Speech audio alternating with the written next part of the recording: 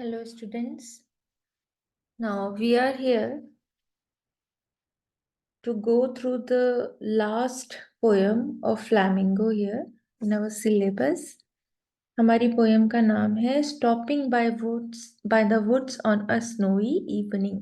सबसे पहले हम अपने पोएट के बारे में थोड़ा सा इंफॉर्मेशन लेते हैं। ये जो आप पिक्चर में देख रहे हैं, ही इज रॉबर्ट फ्रॉस्ट। इनका फुल नेम है रॉबर्ट ली फ्रॉस्ट। उनको बेसिकली रॉबर्ट फ्रॉस्ट के नाम से ज़्यादा फेमस है ये। ओके, तो इनका हम बर्थ डेट ईयर देखेंगे, then death date, month and year. So Robert Lee Frost was born on March 26, 1874, and he died in January on 29th and the year was 1963। ठीक है, आपको इसका थोड़ा सा एक नॉलेज रखना है।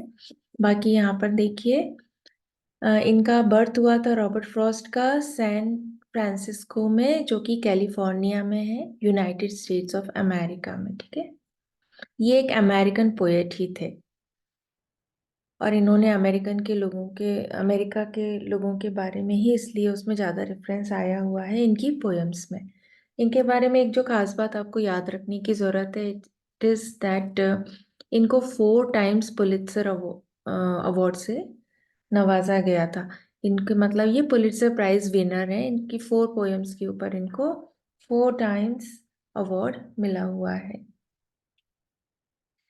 यहाँ पर अब हम अपनी पोएम पर आते हैं। हमारी पोएम का नाम है stopping by the woods on a snowy evening.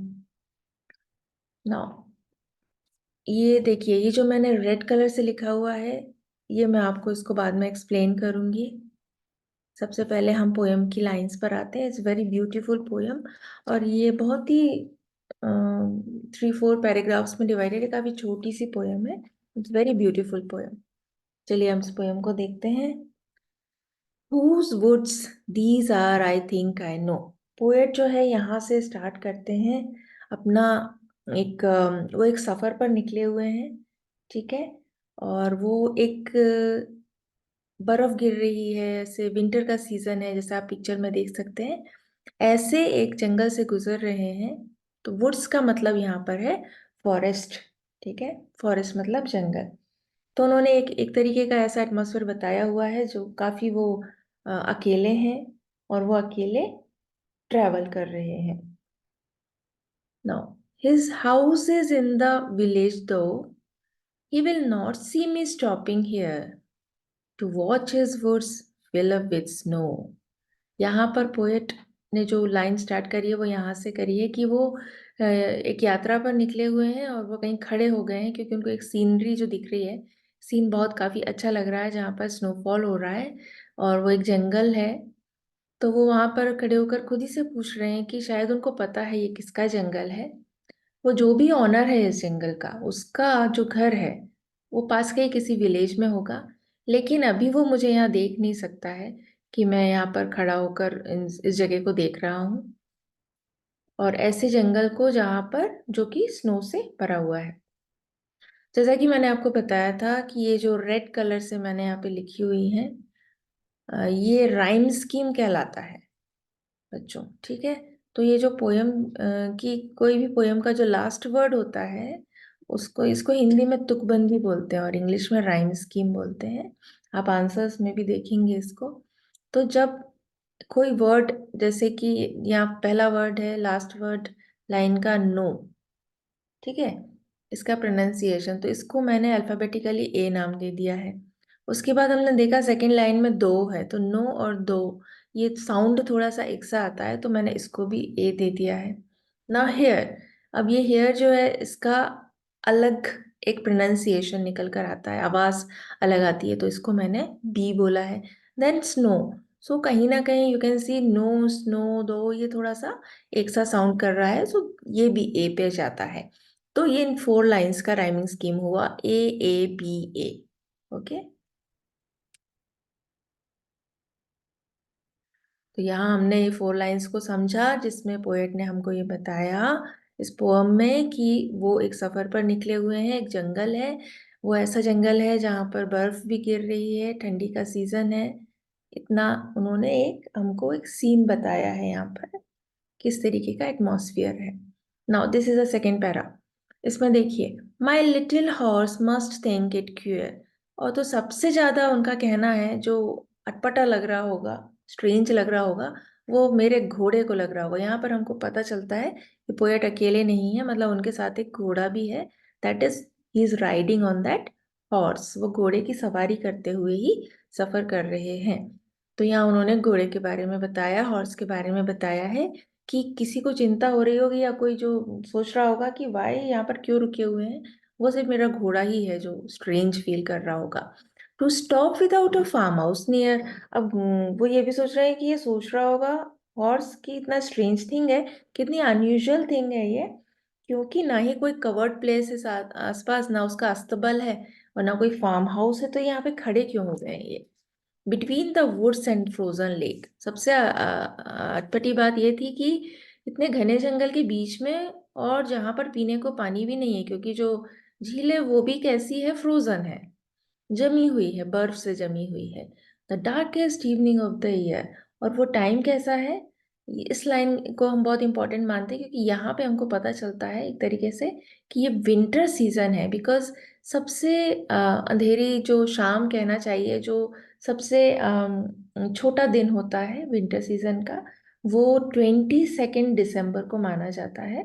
ठीक है, तो ये उसी टाइम की बात हो रही है कि 20 दिसंबर का टाइम है, विंटर सीजन है। 22 दिसंबर जरूर रहा होगा उस दिन साल का, वही दिन था, क्योंकि शाम जल्दी हो गई थी। तो ये हॉर्स सब सोच रहा है, ये सारी हॉर्स की थिंकिंग है यहाँ पर, कि क्यों खड़े हो गए हैं, कोई रुकने की जगह भी नहीं है, घना जंगल है, देन बर्फ गिर रही है, पीने को पानी भी नहीं है, और ऊपर से छोटा दिन है आज का, और जल्दी से रात हो जाएगी, अंधेरा हो जाएगा, डार्कनेस हो जाएगी। नाउ यहाँ पर हम देखते हैं इस पैरा की राइम स्कीम। इसमें देखिए, क्यूअर, नियर, तो हमको दोनों साउंड एक सा लग रहा है, जैसा कि हमने पिछले वाले में भी देखा था। तो उसको मैंने बी नाम दिया था, जैसा कि आपने यहाँ देखा था, हेयर, हेयर, क्यूअर, नियर, एक सा लगा हमको, तो हमने इन सबको बी दे दिया। देन लेक, लेक हमको कहीं नहीं ये वर्ड मिला था साउंड ऐसा वाला, तो इसको मैंने नया अल्फाबेट दिया सी। उसके बाद ईयर, ईयर, नियर, क्यूअर, ये ऑल आर सिमिलर साउंड। सो यहाँ पे भी हमने बी नाम दिया उसको। ठीक है, तो ये इस पैरा की राइम स्कीम बनती है B B C B। ठीक है, ये आपको याद रखना है यहाँ पे। Coming to the next one, third para. He gives his harness bells a shake to ask if there is some mistake. The only other sounds the sweep of easy wind and downy flake.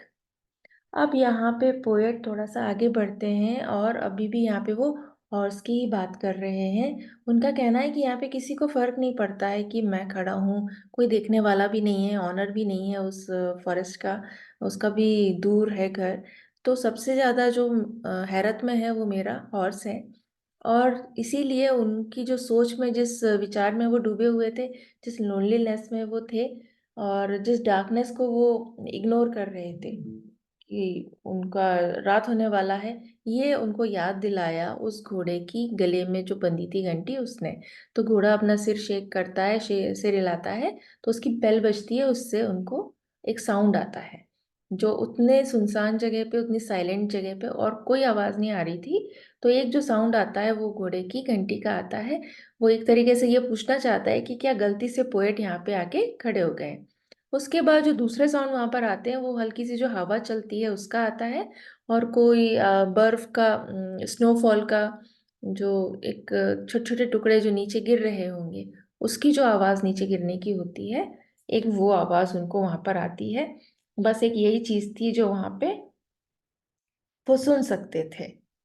तो एक jingle jingle जो bell होती है, गले की घंटी, वो, और वहां पे कुछ पत्तियां गिर रही होंगी पेड़ों से सूखी हुई, या फिर ये जो बर्फ से लेयर एक छोटा सा गिरता है तो बहुत हल्की सी आवाज आती है, सिर्फ उतनी ही आवाजें वहां पे आ रही थी। अब यहाँ पे देखिए, शेक हमने लास्ट वाले में पढ़ा था, एक सी, लेक, लेक शेक, एक सी आवाज आई, सी दे दिया हमने। मिस्टेक, मिस्टेक शेक, एक सा ही लगा, सी कर दिया इसको। स्वीप, ये एक नया वर्ड हमको पता चलता है यहाँ पे, तो इसलिए मैंने इसको एक नया अल्फाबेट दिया है डी। फ्लेक, ये भी इनके जैसा है, शेक, मिस्टेक, फ्लेक, तो ये सी पे जाता है। तो हमारे इस पैरा की राइम स्कीम बनती है C, C, D, C। Coming to the last and very important line of this poem. इस पोएम के ये जो लाइन्स है बहुत इंपॉर्टेंट है, काफी डीप मीनिंग लेकर चलती हैं, आपको ध्यान से इनको सुनना है और समझना है। The woods are lovely dark and deep, इसी लाइन में उन्होंने काफी गहरी बात बोली है पोएट ने, कि जो वुड्स हैं, जो जंगल है, वो काफी सुंदर है, बहुत ही सुंदर है, मतलब वहां से हटने का मन नहीं कर रहा है। लेकिन डार्क है, काफी गहरे हैं, अंधेरा है, डीप है, काफी गहराई तक, मतलब जो आपने जंगल देखा होगा उसका एंड और बिगिनिंग, मतलब समझ नहीं आता कि उसका एंड कहाँ है। हम अंदर जाएंगे तो घुसते ही चले जाएंगे उसमें। सो जो भी दुनिया में चीजें हैं वो हमको काफी अट्रैक्ट करती हैं कई बार, और हमको जीवन में आगे बढ़ने से भी रोकती हैं, लेकिन हमको उनसे वो हमको लुभाती हैं बहुत। तो हमको उन चीजों से ज्यादा अट्रैक्ट नहीं होके अपनी जो गोल है, लाइफ का एम है, उस पे फोकस करना चाहिए। तो मैंने आपको बोला कि ये लाइंस बहुत इफेक्टिव हैं और काफी डीप मीनिंग लेकर चलती हैं। But I have promises to keep, and miles to go before I sleep, and miles to go before I sleep। ये लाइन को 2 बार रिपीट किया गया है, मतलब ये काफी डीप मीनिंग लेकर चलती है, इसीलिए इनको वेटेज है इन दोनों लाइंस में आपको समझाने के लिए। तो उन्होंने कहा कि जंगल तो काफी प्यारा है, आगे बढ़ने का मन नहीं कर रहा है, but I have promises to keep, मतलब लाइफ में हमारे कुछ ना कुछ हमने किसी से वादे किए हैं, वो अपने आप से भी हो सकते हैं, और हमने जीवन में एक गोल निश्चित किया है तो उसको हमको पूरा करना है। कुछ हमारी हमारी फैमिली की रिस्पॉन्सिबिलिटीज हो सकती हैं, उसको हमको पूरा करना है। तो एक तरीके से हमको लाइफ में आगे ही बढ़ना है, रुकना नहीं है। And miles to go before I sleep, यहाँ पे स्लीप का मतलब वो पोएट घर जाके सो जाएगा, उससे रिलेटेड नहीं है। वो स्लीप का मतलब यहाँ पे डेथ से रिलेटेड है बच्चों, ये कि मुझे जीवन में अभी बहुत कुछ काम करना है, आगे बढ़ना है, जब तक अ, मेरी डेथ नहीं हो जाती मैं रेस्ट नहीं लूंगा, और मैं आगे बढ़ता ही जाऊंगा।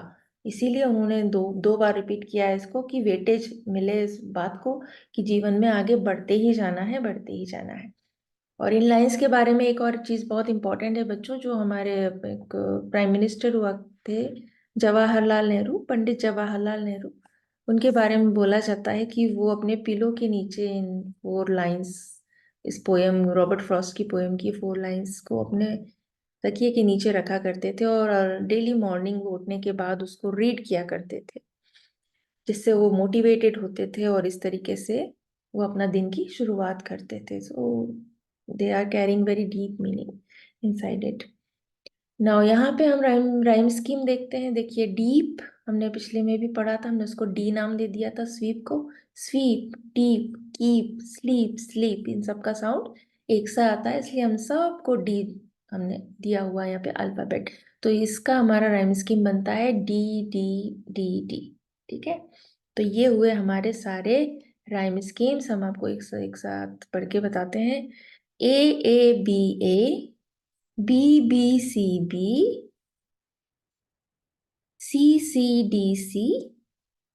Then D, D, D।